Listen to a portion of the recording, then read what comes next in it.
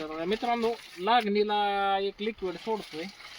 तर आता ही लागण म्हणजे आपली थोडक्यात 4 महिने कंप्लीट झाल्यात असं समजा.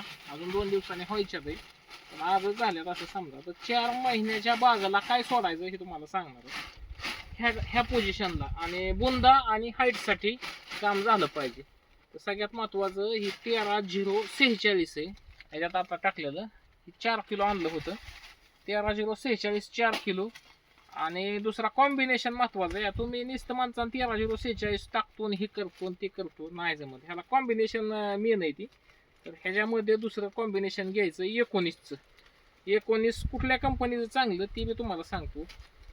तुम्हाला जर का यारा अशी कंपनी भेटली, ICL IPL वगैरे, तर ही चांगलं. किंवा इंडिकेम भेटलं तर नंबर चेकचा विषय. तर ही बघू शकता